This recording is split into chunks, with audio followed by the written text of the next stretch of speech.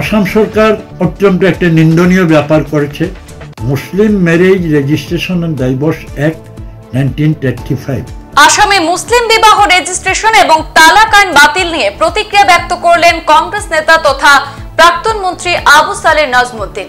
তিনি বিজেপি সরকারের এই পদক্ষেপকে তীব্র সমালোচনা করেন। তিনি বলেন, নির্বাচনে জয়ী হওয়ার জন্য বিশেষ একটি সম্প্রদায়ের ধর্মাবলম্বীদের আইন বাতিল করে কিভাবে জনপ্রিয়তা অর্জন করা যায় সেই পথে হাঁটছে এই সরকার।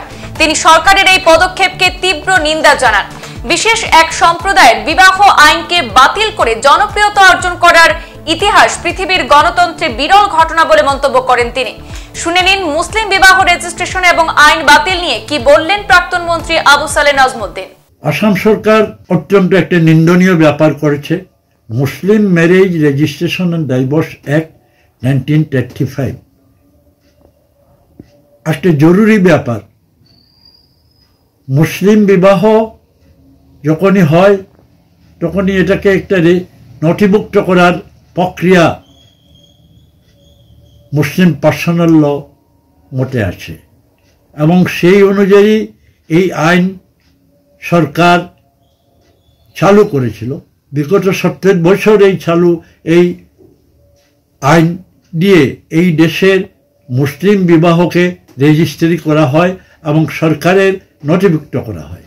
এই মুসলিম ম্যারেজ রেজিস্ট্রাররা হচ্ছেন ডিস্ট্রিক্ট রেজিস্ট্রারের আন্ডারে একজন কমিশন বেসিস কর্মচারী, যে ডিস্ট্রিক্ট রেজিস্ট্রারের প্রতিনিধি হিসেবে গ্রামে বসে নিখাটাকে নথিভুক্ত করে সাব রেজিস্ট্রার অফিসে ভর্তি করত। আমি বুঝতে অত্যন্ত অক্ষম হলাম যে নির্বাচনকে জেতার জন্য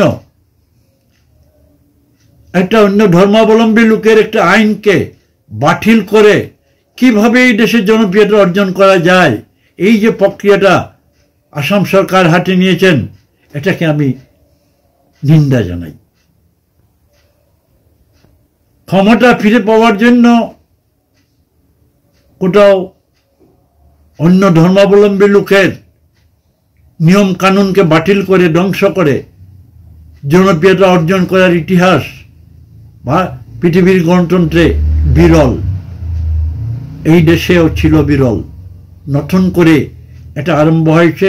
তাই এই দেশের সর্বধর্মের সুধী জনসাধারণকে আসাম সরকারের এই মুসলিম ম্যারেজ রেজিস্ট্রেশন অ্যাক্ট 1935 বাতিল করাকে নিন্দা জানানো উচিত এবং আসাম সরকারের কাছে জনসাধারণের পক্ষ থেকে আমি আবেদন জানাই, এই একটাকে চালু রাখেন। এটা অত্যন্ত জনসাধারণের জন্য অত্যন্ত প্রয়োজনীয়। এখন মানুষকে আপনি ডিসির বারিন্দায়, সাব রেজিস্ট্রারের বারিন্দায় যাওয়ার ব্যবস্থা করেছেন, সেটা কি একটা গণতান্ত্রিক সরকারের উচিত? আসামের মাননীয় মুখ্যমন্ত্রী তো দাবি করেন তিনি সবার জন্য ভালো কাজ করেন, সবকা সাথ সবকা বিকাশ। এখন তো সবকা সাথ সবকা সর্বনাশ হয়ে যাচ্ছে। তাই আমি এবং আমার দলের পক্ষ থেকে এই বিষয়টাকে করার জন্য সরকারকে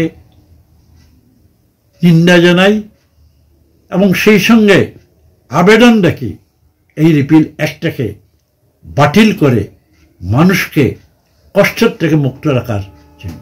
সংবাদ এই পর্যন্তই, ফিরছি পরবর্তী অন্যান্য আপডেট নিয়ে। ধন্যবাদ।